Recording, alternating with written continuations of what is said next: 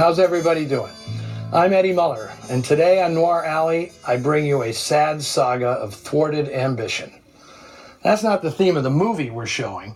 It's the behind-the-scenes story of the film's creation. Today we're showing The Woman on the Beach, released by RKO in 1947. During pre-production on the film in early 1946, the studio decided to capitalize on the surprising comeback of actress Joan Bennett. The one-time 30s ingenue had just done 2 pictures back-to-back with director Fritz Lang. 1944's The Woman in the Window and Scarlet Street, released the following year, were critical and popular successes, and they revived Bennett's career by casting her as a sultry, mysterious femme fatale. She'd also formed a production company with Lang and her husband, producer Walter Wanger. So while Lang and Wanger looked for suitable properties for their next project, RKO stepped in and offered Bennett the starring role in a picture to be called Desirable Woman, based on a novel by Mitchell Wilson entitled None So Blind. Joan Bennett was so hot, box office-wise, RKO let her choose the director. She jumped at the chance to work with her friend, Jean Renoir. The French auteur, son of renowned Impressionist painter Pierre-Auguste Renoir, had arrived in America 6 years earlier, opting to continue his career in Hollywood once the Nazis occupied France.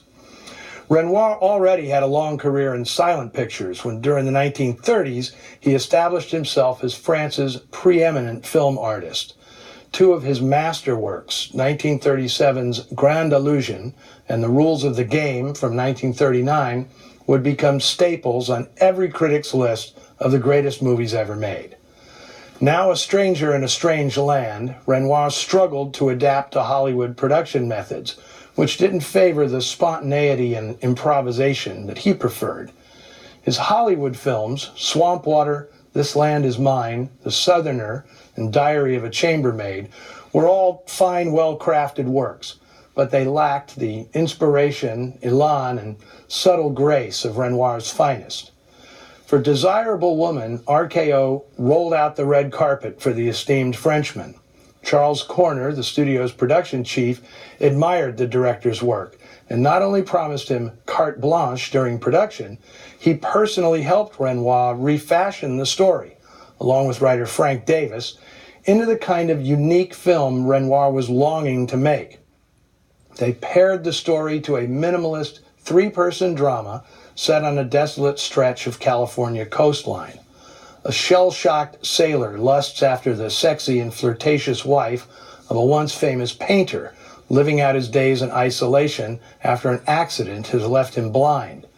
From this simple premise, Renoir intended to dive in and explore the darkest corners of the human psyche: lust, jealousy, trauma, self-loathing, solitude, all those things that spell big box office in Hollywood. Joan Bennett, who was fluent in French, already was close pals with Renoir. Now, coincidentally, her latest film, Scarlet Street, was a remake of his 1931 classic, La Chienne. For the sailor, Renoir cast an actor who'd appeared mostly in B films, which Renoir greatly admired. Robert Ryan had not yet played his breakout role in RKO's Crossfire. That had come next. Renoir sensed that Ryan could be intimidating and vulnerable, important for the role he plays here. Charles Bickford, always the first actor called when a character was described as grizzled and surly, was cast as Bennett's artist husband.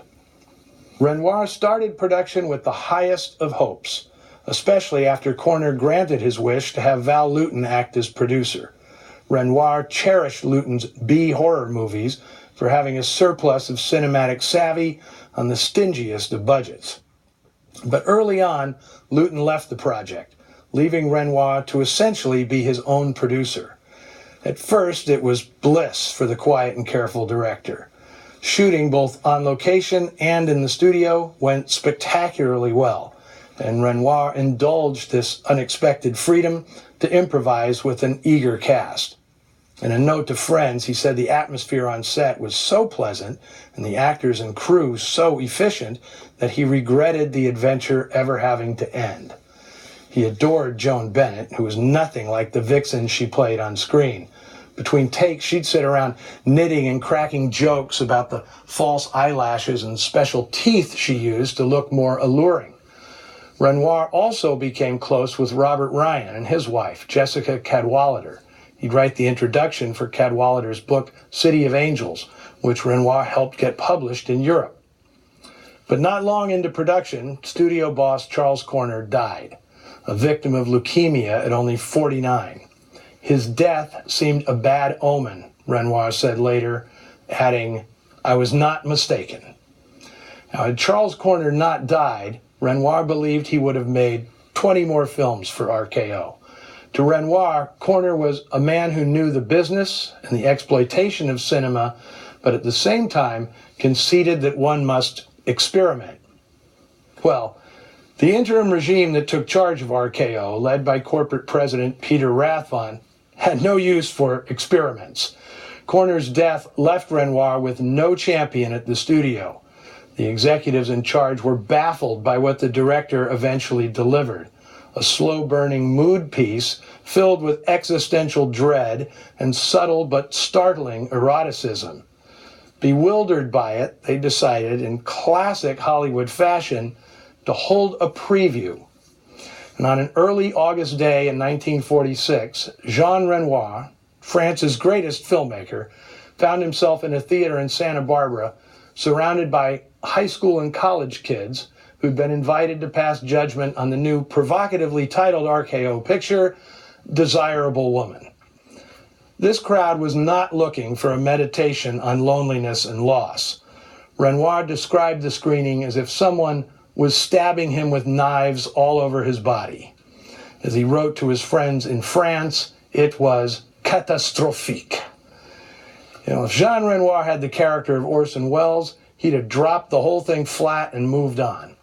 But Renoir was a gentle and sensitive man who took full responsibility for the film and the disastrous preview that continued to haunt him. He spent 6 months reshooting sections of the picture and re-editing most of it, driving himself crazy in the process. The movie ended up even more elliptical and oblique. The studio finally washed their hands of it. At least it was shorter. Once more than an hour and a half, the final cut ran 71 minutes. Renoir sadly noted that, at best, he may have been attempting something ahead of its time. Now, with more than 70 additional years of cinema history under our collective belt, TCM viewers can make up their own mind about what remains. As maimed as it is, I find the movie mesmerizing. It's a ghost story about living ghosts, 3 dead souls haunted by the past, angrily looking for reasons to keep on living.